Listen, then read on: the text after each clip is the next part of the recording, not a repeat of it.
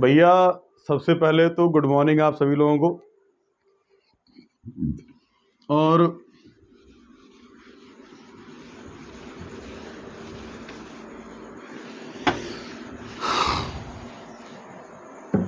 भाई साहब good morning to all of you. और आज की जो हमारी क्लास है वो क्लास होगी हमारी मौलिक अधिकारों पे, राइट। हम लोग फंडामेंटल राइट्स को जो है आज की क्लास में देखेंगे हम लोग, और मौलिक अधिकारों पर हम लोग काफी अच्छी सारी बातें करेंगे। ठीक है बच्चों, मौलिक अधिकार क्या हैं, क्यों हैं, कैसे इंपॉर्टेंट हैं, इन पर क्या क्वेश्चन बनता है, इन सब बातों को आज हम लोग क्लास के अंदर देखेंगे। ठीक है भाई साहब। तो देखो भैया, एक बात मैं छोटी सी क्लियर कर दूं कि अभी जो मैं क्लासेस दे रहा हूं, ये क्लासेस चल रही है वनडे एग्जाम के लिए। तो वनडे एग्जाम में आपको ज्यादा लेंदी और हेक्टिक नहीं पढ़ाना चाहता मैं। जब कभी भी क्लासेस हम लोग रिकॉर्ड करेंगे सिविल सर्विसेज के लिए, पीसीएस के लिए रिकॉर्ड करेंगे या आईएएस के लिए रिकॉर्ड करेंगे, भविष्य की बात है ये, तो वहां पर डिटेल में सारी बातें होंगी। वहां पर केस की बात भी होगी, वाद की बात भी होगी, और जो डीप में सारा कॉन्सेप्ट है, जो समझ है पॉलिटिक्स, उसके हम लोग चर्चा करेंगे क्लास के अंदर, राइट। और यहां पर जो क्लास चल रही है, ये क्लास चल रही है वनडे एग्जाम को ध्यान में रख के। वनडे एग्जाम का अप्रोच थोड़ा सा फैक्चुअल होता है, थोड़ा सा तथ्यात्मक होता है, तो उस चीज को ध्यान में रख के यहाँ पे क्लास दिया जा रहा है। ठीक है बच्चों, आइए बात करते हैं। जो टॉपिक हमारा है वो आज का है मौलिक अधिकार। क्या भाई साहब? मौलिक अधिकार। जो कल वाली मैं वीडियो अपनी देख रहा था, तो उसमें यार थोड़ा मुंह बढ़िया बढ़िया से नहीं आ रहा था, मतलब साफ सुथरा नहीं लग रहा था। हम सोचने लगे भाई साहब क्या हो गया कि वीडियो पूरी ऐसे काली काली सी आ रही है। तो जो है हमको समझ में आया कि फेस वॉश नहीं किए थे कल, तो बढ़िया से एकदम फेस वॉश करके आए हैं फ्रेश मूड के साथ, और हम लोग क्लास को करेंगे। यार थोड़ा सा हम भी बढ़िया फील कर रहे हैं, थका थका महसूस कर रहे थे, लेकिन अभी जो है अभी ठीक ठीक फील कर रहे हैं। बेटा 7-8 घंटे क्लास के बाद हालत एकदम खराब हो जाती है, लेकिन फिर भी जो है रिकॉर्डिंग करना है, तो भाई साहब ड्रामा करके बोलना पड़ता है, हेलो गाइस, हंसते हुए मुस्कुराते हुए। हालांकि शरीर साथ नहीं देता है, कहता है कि भैया अब बस बस कर भाई, सो जा, बहुत हो गया। लेकिन दिल कहता है कि नहीं भाई, पढ़ाना है तो मुस्कुराते हुए आते हैं आपके सामने कि आपकी चीजों को हम पूरा कर सकें। यही सच बात है। बाकी तो झूठ झपाट तो बोले ही हैं, तो लोग बोलते ही हैं, लेकिन सच बात यही है कि जो है मन कहता है, शरीर कहता है कि सो जा, अब थक गया बहुत ज्यादा। लेकिन नहीं, हमको पढ़ना है, आपको पढ़ना है और मुझे पढ़ाना है, राइट। देखते बच्चे, बात करते हैं फंडामेंटल राइट पे, मौलिक अधिकार पे। और मौलिक अधिकार बच्चों, इस टॉपिक को हल्के मत लेना। चाहे एग्जाम आईएएस का हो, चाहे पीसीएस का हो, चाहे एसआई का हो, चाहे कांस्टेबल का हो, चाहे सिपाही का हो, चाहे एयरफोर्स का हो, चाहे जीडी का हो, चाहे एनडीए का हो, चाहे किसी का भी हो, मौलिक अधिकार से 1 या 2 क्वेश्चन 100% आना है। कोई भी परीक्षा हो, मौलिक अधिकार से क्वेश्चन पूछता ही है। मैं ऐसा नहीं कह रहा हूं कि मतलब भाई आएगा ही आएगा, लेकिन ये मान के चलो कि 99% चांस है कि क्वेश्चन आएगा फंडामेंटल राइट से। ये बहुत इंपॉर्टेंट टॉपिक है, बहुत ज्यादा इंपॉर्टेंट है, और इससे क्वेश्चन बनना ही बनना है, क्योंकि ये जो टॉपिक है, ये सीधे हमारे अधिकारों से अटैच है। एक मानव के अधिकार क्या है समाज के अंदर, या इस पूरी प्रशासनिक व्यवस्था के अंदर, उन अधिकारों से सीधा अटैच है। इसीलिए ये पॉइंट हमारे लिए बहुत ज्यादा महत्वपूर्ण हो जाता है बच्चों। तो फंडामेंटल राइट जो है, that is very important topic, और इसको हम लोग मौलिक अधिकार, और हिंदी बोलते हैं फंडामेंटल राइट। ये फंडामेंटल राइट्स क्या है? हिंदी में बोले तो मौलिक अधिकार। मौलिक का मतलब क्या होता है बेटा? इसका मतलब होता है मूलभूत अधिकार। क्या होता है भैया? मूलभूत अधिकार। मूलभूत अधिकार। ये मूलभूत अधिकार क्या भाई साहब? अच्छा, एक पल के लिए मान लो कि तुम पैदा हुए और सरकार ने नियम बना दिया कि आज के बाद इंडिया में या यूपी में कोई सांस नहीं लेगा। इंडिया में या यूपी में कोई सांस नहीं लेगा, सांस, ब्रीथ कोई नहीं लेगा। पॉसिबल है क्या भाई? सरकार तो सरकार है, देश के अंदर जितने ही बनते हैं कानून, उन सभी कानूनों को बनाने का अधिकार सरकार के पास है। मान लीजिए सरकार कभी मूड में आ गई, पागल हो गई, और सरकार ने बना दिया कानून कि आज के बाद कोई सांस नहीं लेगा, तो भाई साहब ये कानून बन सकता है क्या? अब जब सांस नहीं लेंगे तो मर जाएंगे, और मर जाएंगे तो कानून बना किसके लिए था? अगर भारत के लोग सांस लेना बंद कर देंगे तो जिंदा रहेंगे क्या? नहीं रहेंगे भाई साहब। तो कानून किसके लिए बना था? सरकार किसके लिए है? तो भाई साहब ऐसा कानून तो नहीं बन सकता ना जो जीवन ही छीन ले। नहीं छीन सकते जीवन को। सरकार आए चौड़े में और कह दे कि भाई साहब आज के बाद जो है कोई कुछ बोलेगा नहीं पूरे भारत के अंदर। तो भाई साहब कोई कुछ बोलेगा नहीं पूरे भारत के अंदर, तो क्या यह संभव है कि बिना बोले हम जिंदा रह लेंगे? नई बाजार के हमारे जो बच्चे हैं, मुझे वो बताएं कि क्या जो आप बिना बोले जिंदा रह लेंगे? सांस ले पाएंगे आप? बिना सांस ले जिंदा रह पाएंगे?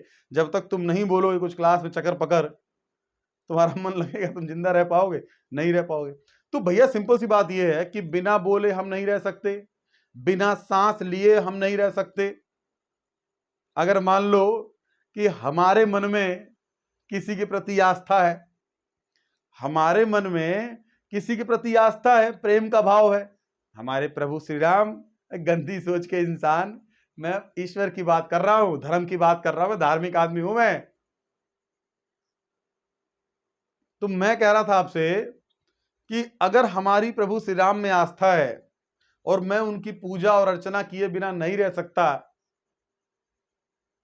और सरकार कह दे कि पूजा नहीं करना है, तो बताइए क्या मेरा मन खिन्न नहीं रहेगा? क्या मुझे दिक्कत नहीं महसूस होगी? होगी ना। तो भैया सरकार कोई ऐसा कानून नहीं बना सकती जो हमारे हमसे मूलभूत अधिकार छीन ले। सरकार जो भी कानून बनाएगी वो कानून ऐसा नहीं होगा कि जो हमारे मूलभूत अधिकार छीन ले। तो बच्चों पॉइंट ये है कि मूलभूत अधिकार होता क्या है, हम किसे कहते हैं मूलभूत अधिकार? तो देखो बच्चों, जो मौलिक अधिकार है या मूलभूत अधिकार है वो सभी अधिकार, ध्यान से बात को सुनना, इसको नोट कर लेना डेफिनेशन को, वो सभी अधिकार जो एक आदमी को, इंसान को जिंदा रहने के लिए जरूरी होता है, वो सभी अधिकार जो एक इंसान को जिंदा रहने के लिए जरूरी होता है, उन अधिकारों को हम मौलिक अधिकार कहते हैं। जैसे कि मुझे काले रंग की टी शर्ट पहननी है तो मैंने पहना है, मुझे लगता है कि काले रंग के कपड़े में वीडियो अच्छी बनती है तो हम काला पहन लिया। पुलिस वाले आके हमको कान पे चार मारे, कहे तू काला टी शर्ट पहने काहे बनाता है बे, तुम हरा पहन के बनाया करो, सफेद पहन के बनाया करो। तो क्या पुलिस वालों को यह अधिकार है ऐसा करने का? भैया ये कपड़ा मैं कैसा पहनूंगा ये मेरा अधिकार है, ये मैं तय करूंगा मुझे क्या पहनना है, ये मेरा फंडामेंटल राइट है, मौलिक अधिकार है मेरा। मुझे किसकी पूजा करनी है ये मैं तय करूंगा, मुझे कैसे जीवन जीना है ये मैं तय करूंगा, मुझे क्या बोलना है ये मैं तय करूंगा, कौन सा म्यूजिक सुनना है मैं तय करूंगा। अगर मैं चाहता हूं कि मैं पूरे भारत का भ्रमण करूं तो मुझे करने का अधिकार है, कोई मुझे रोक नहीं सकता। हां, जो लीगल प्रतिबंध हैं अभी उसकी हम बातचीत करेंगे कि वो प्रतिबंध क्या हो सकते हैं और वो किस तरह के प्रतिबंध लगाए गए हैं। जो इनकी बातें हैं वो बातें अभी हम क्लास में करेंगे, अभी हम चर्चा करेंगे कि कहां कहां हम पे रोक टोक है। तो भैया हमारा कुछ मूलभूत अधिकार है जिंदा रहने के लिए, जीवन जीने के लिए, मेरे कुछ फंडामेंटल राइट्स हैं, उन्हीं अधिकारों की एक सूची दी गई है किसके अंतर्गत? मौलिक अधिकारों के अंतर्गत। तो मूलभूत अधिकार क्या है? तो इसकी डेफिनेशन ये होगी कि किसी भी व्यक्ति को, किसी भी इंसान को जीवित रहने के लिए, एक स्वस्थ जीवन जीने के लिए जितने भी अधिकारों की आवश्यकता होती है उन अधिकारों को हम मूलभूत अधिकार या फंडामेंटल राइट कहते हैं। मेरे प्यारे बच्चों, उसको हम फंडामेंटल राइट कहते हैं। जो फंडामेंटल राइट का कॉन्सेप्ट है ये सबसे पहले अगर आप देखोगे तो ब्रिटेन में देखने को मिलता है। यानी कि भाई अधिकार तो भाई हर जगह लोगों को चाहिए होता है, लेकिन जो इसकी चर्चा की गई पहली बार जो है ये ब्रिटेन देश में देखने को मिलता है। ऑफिशियली वहां पर एक शासक था जॉन रे। तो जॉन रे ने 1215 में जो है, जॉन रे ने जो है 1215 में पहली बार जो है वहां के लोगों को कुछ अधिकार दिए और उन्हीं अधिकारों को बाद में जो है ब्रिटेन का मैग्ना कार्टा कहा गया। ब्रिटेन का मैग्ना कार्टा गया। जॉन रे एक शासक था, 1215 में था, आज से लगभग करीब करीब ऐसे मान लीजिए कि लगभग जो है 800 साल पहले था।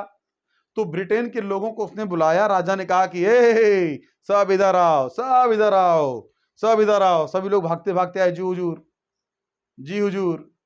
तो कहा कि आज से तुम्हारे ये अधिकार है, तुम्हारा ये अधिकार है, तुम्हारे ये अधिकार है, तुम्हारे ये अधिकार हैं, और तुम सबके ये अधिकार है। उसने पहली बार लोगों को अधिकार दिया, और इसी को बोलते हैं ब्रिटेन का मैग्ना कार्टा। परीक्षा में पूछा गया है कि ब्रिटेन का मैग्ना कार्टा क्या है, तो ब्रिटेन के शासक ने जो वहां के लोगों को अधिकार दिए थे उसको ब्रिटेन का मैग्ना कार्टा कहते हैं।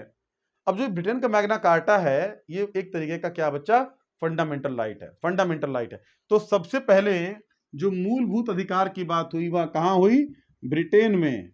शासक कौन था, जॉन रे, जॉन रे नहीं, जॉन रे। तो जो ये जॉन रे है इसने दिया। अच्छा यार, यूट्यूब पे जो है कई लोगों का वीडियो अब जैसे हम लोग देखते हैं तो खाली बस यही बात, आशिकी मोहब्बत, चली जाएगी लुट जाएगी, गाना सुनाते दो चार, ये क्या बकचोदी है यार, क्या क्या क्या है ये। मैं तुम 1 घंटे के लिए पढ़ाने के लिए आए हो तो पढ़ाओ और जाओ। अच्छा, लड़कों की डिमांड हो इसने बाटे, पढ़ाने के लिए आप आए हो ना, 1 घंटा पढ़ाओ और जाओ। अगर दम है तो आप अपने कॉन्सेप्ट से बच्चों को मजा दे दीजिए। दम है तो कॉन्सेप्ट से बच्चों को मजा दे दीजिए।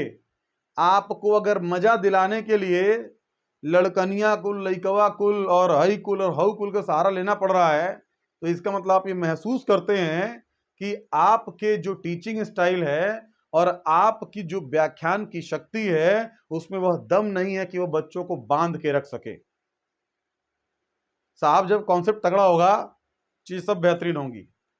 मैं आपसे कह रहा था कि जो ब्रिटेन का शासक था जॉन रे, इसने पहली बार लोगों के कुछ अधिकार तय किए और उन्हीं अधिकारों को हम लोग क्या कहते हैं बच्चा, ब्रिटेन का मैग्ना कार्टा। क्या कहते हैं, ब्रिटेन का मैग्ना कार्टा कहते हैं, ब्रिटेन का मैग्ना कार्टा कहते हैं। और दैट इज वेरी इंपॉर्टेंट, पहली बार जो है यहां पर इस तरह की बात देखने को मिलती है। उसके बाद जो है अगर आप देखोगे तो ब्रिटेन में ही 1689 में पहली बार जो है ब्रिटेन में, फिर दोबारा ब्रिटेन में ही 1689 में। तो भाई साहब जोड़ लिया करो सन वन जब भी लिखू तो। आज से कितने साल पहले भैया, अगर इसमें 11 साल और जोड़ दोगे तो ये 1700 हो जाता, और 1700 के बाद आज 2000 है तो 300 साल तो ये हो गए, और 300 के बाद 22 साल और, तो 322 साल, 322 ये और 11 ये, यानी कि 333 साल पहले की बात है। 333 साल पहले की बात है जब तुम्हारे दादाजी के दादाजी के दादाजी के दादाजी जिंदा थे, पैदा हुए थे। बात तब की है, आपके 4-5 पीढ़ी 6 पीढ़ी पहले की बात है। ब्रिटेन के अंदर एक जो है वहां का, हालांकि ब्रिटेन का संविधान तो लिखित है नहीं, लेकिन ओरली दोबारा लोगों के अधिकारों की बात की गई। तो मौलिक अधिकारों की जो संकल्पना है वो 1689 में ब्रिटेन के अंदर देखने को मिलती है। ब्रिटेन के बाद अगर आप आगे जाओगे तो ठीक 100 साल के बाद 1789 में यूएसए के संविधान में जो है मौलिक अधिकारों की, फ्रांस के संविधान में जो है मौलिक अधिकारों की चर्चा की गई। फ्रांस के संविधान में, जो फ्रांस की क्रांति हुई थी, वहां पर लोगों के मूलभूत अधिकारों की बात हुई। उसके ठीक 2 साल के बाद 1791 में यूएसए के संविधान में मौलिक अधिकारों की बात हुई, और जो यूएसए का संविधान है वहीं से मौलिक अधिकारों को भारतीय संविधान में लिया गया है। तो बच्चों अगर हम मौलिक अधिकारों के क्रम को देखें तो सबसे पहले कहां, ब्रिटेन में, उसके बाद कहां, फ्रांस में, उसके बाद कहां, सबसे पहले ब्रिटेन में मैग्ना कार्टा, फिर ब्रिटेन में 1689 में, फिर फ्रांस में, फिर यूएसए में, और फिर भारत में जो है। इसके बीच में और भी देश होंगे, लेकिन ये मेजर कंट्री हैं, ये मुख्य राष्ट्र हैं जहां से मौलिक अधिकारों का काफिला चलता रहा है। तो ये मौलिक अधिकार जो है इस तरीके से भारत में आए। मौलिक अधिकार जब भारतीय संविधान में जोड़ा गया तो उस समय जो है हमारे संविधान में सरदार वल्लभ भाई पटेल, कौन थे भैया, ये सब बातों को लिखते रहा करो, वीडियो को पॉज कर करके लिखते रहा करो। जब हम लोग अपना संविधान बना रहे थे तो संविधान में, संविधान सभा के अंदर सरदार वल्लभ भाई पटेल थे। सरदार वल्लभ भाई पटेल साहब, सरदार वल्लभ भाई पटेल थे और इनके अंडर में एक समिति बनी थी, अल्पसंख्यक मामलों की समिति या मौलिक अधिकारों की समिति। और इस समिति ने जो है सरदार वल्लभ भाई पटेल के अंडर में जो कमिटी थी, इस कमिटी ने जो है रिकमेंडेशंस जो है अपने दिए मौलिक अधिकारों के लिए। तो भारत के अंदर जो लोगों के मौलिक अधिकार हैं, ये लिया गया है अमेरिका के संविधान से, और इसमें उन्होंने कुछ संशोधन किया सरदार वल्लभ भाई पटेल ने, मतलब भारतीय समाज के अनुसार उन बातों को हमारे संविधान में लिख दिया। तो बच्चों, ये था हमारा मौलिक अधिकार। अब अगर इसके हम लोग संवैधानिक स्थिति की बात करें तो संवैधानिक स्थिति क्या है इसकी? संवैधानिक स्थिति क्या है?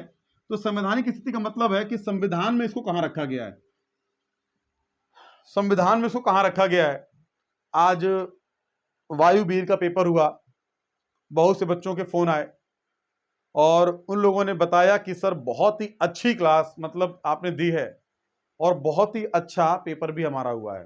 हालांकि बेटा वायुवीर तो ऑफिशियल जो है एक आप कह सकते हो कि परमानेंट जॉब नहीं है, बट बात जॉब की नहीं है, बात परीक्षा की है। वो चाहे वो पेपर मतलब चाहे आप जो जॉब करने जा रहे हो वो परमानेंट हो चाहे इम्परमानेंट हो, बात उसकी नहीं है। बात ये कि आपने जो तैयारी की है वो तैयारी का लेवल क्या है, आप परीक्षा में किस हद तक कंफर्टेबल हो, ये चीज बेटा बहुत मैटर करता है। ये चीज आपको ध्यान रखना है कि पेपर में बेटा क्वेश्चंस आ रहे हैं, जितनी बातें बताई जा रही हैं आप उनको तैयार करिए, उनको ध्यान से पढ़िए, लिखिए, समझिए, दैट इज वेरी इंपॉर्टेंट। मैं आपसे कह रहा था कि जो हमारे संविधान का भाग 3 है, भाग 3, यहां पर मौलिक अधिकारों की बात हुई है। भाग 3 में मौलिक अधिकारों की बात हुई है। और अगर आप देखोगे तो संविधान में जो अनुच्छेद है, अनुच्छेद, ये आर्टिकल 12 से लेकर के और 35 तक ये मौलिक अधिकारों का प्रावधान है। देखो बच्चों, आर्टिकल 12 से लेकर के 35 तक जो है मौलिक अधिकारों का प्रावधान है। लेकिन जो मौलिक अधिकारों की संख्या है, उनकी संख्या थी 7, संख्या थी 7, 7 संख्या थी। लेकिन 7 संख्याओं में आज केवल 6 मौलिक अधिकार शेष हैं। एक मौलिक अधिकार को समाप्त कर दिया गया वर्ष 1978 में, 1978 में एक मौलिक अधिकार को समाप्त कर दिया गया और आज मौलिक अधिकारों की संख्या है 6। तो बच्चा, जो पहला मौलिक अधिकार है, आप इस बात को लिखेंगे, जो पहला मौलिक अधिकार है वो पहला मौलिक अधिकार है बेटा समानता का अधिकार। किसका अधिकार है? समानता का,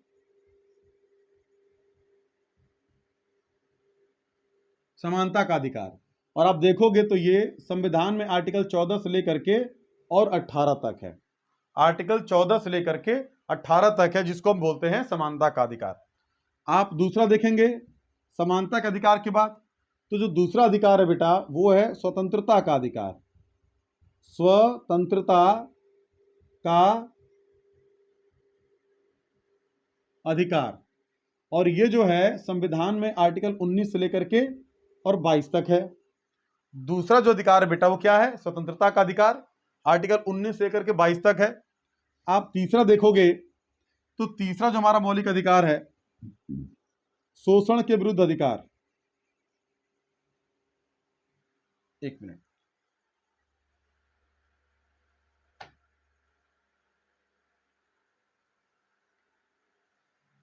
शोषण के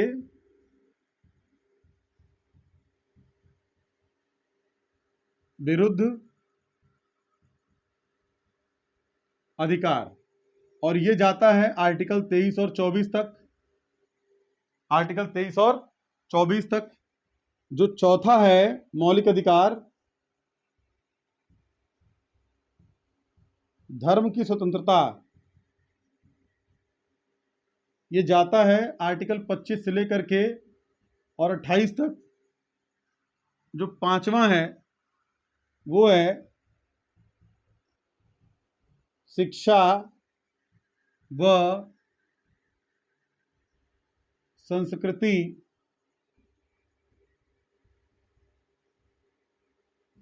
संबंधी अधिकार। और यह है बच्चों आर्टिकल 29 और 30।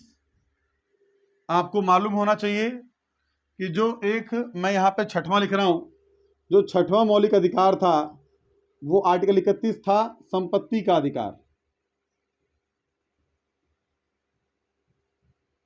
संपत्ति का अधिकार, लेकिन इसको अब समाप्त कर दिया गया है। इसको समाप्त कर दिया गया है वर्ष 1978 में। हमने संविधान का 44वां संशोधन किया और इसके द्वारा जो है हमने इसको समाप्त कर दिया, समाप्त कर दिया। इसके अलावा जो 19 का च पार्ट है, आर्टिकल 19 च, यह भी संपत्ति के अधिकार से संबंधित था और इसको भी समाप्त कर दिया गया है। राइट बच्चों, देखो मैं बार बार कह रहा हूं कि मैं वनडे एग्जाम के लिए पढ़ा रहा हूं, बहुत डीप में हम नहीं जा रहे हैं, तो उससे ज्यादा डीप में जाने की जरूरत नहीं है। आपकी जो जरूरतें हैं उतना ही पढ़ो। कभी अगर आपके मन में ख्याल आएगा सिविल सर्विसेज को लेकर के, तो हम और डीप में चले जाएंगे, हम लोग और गहराइयों में जाकर के सभी केस से संबंधित सभी जो वाद रहे हैं, जो सुप्रीम कोर्ट के फैसले रहे फंडामेंटल राइट संबंधित, उन सभी हम फंडामेंटल राइट्स के केसेस पर बातचीत करेंगे और डिटेल में चले जाएंगे। लेकिन अभी आपकी वनडे एग्जाम की जो जरूरत है उसको दिमाग में रख करके आपकी सभी जरूरतों को दिया जा रहा है। तो बच्चों 19 जो है 19 च और आर्टिकल 31 इसको हटाया गया है। क्यों?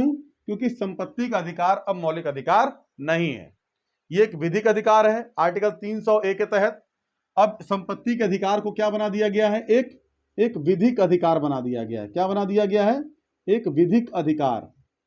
संपत्ति का अधिकार अब क्या है? एक विधिक अधिकार है। और अब ये कहां पर है? संविधान के आर्टिकल 300A में है बेटा, लेकिन अब इसको समाप्त कर दिया गया। और इसके बाद हमने 5 देख लिए फंडामेंटल राइट्स। अगर आप छठवें की बात करोगे तो छठवां है बेटा, कौन सा है?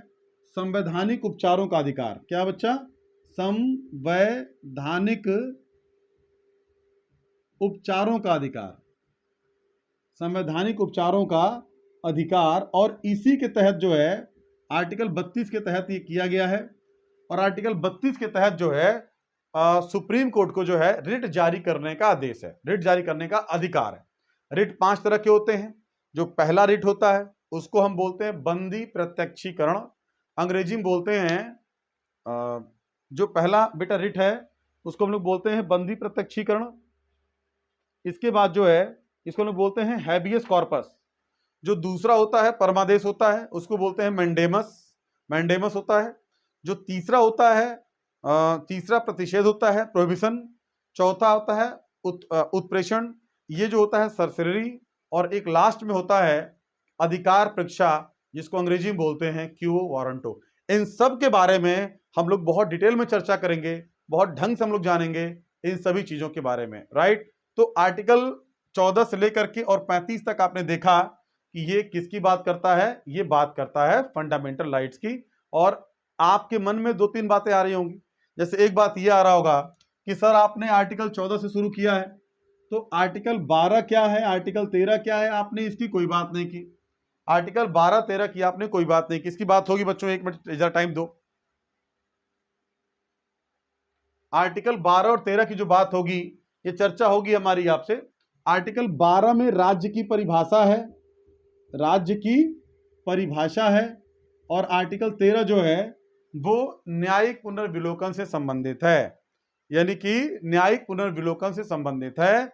और इसके बारे में हम लोग चर्चा करेंगे डिटेल में कल से। राइट, तो कल जो हमारी चर्चा होगी, मतलब नेक्स्ट वीडियो में जो चर्चा होगी वो बात होगी कि समानता का अधिकार क्या है और इसके तहत जो 14 से लेकर 18 तक आर्टिकल हैं उसमें किन किन बातों का प्रावधान किया गया है। ये हमारे लिए अति महत्वपूर्ण है। मैं उम्मीद करता हूं कि आपको मेरी बातें समझ में आ रही होंगी।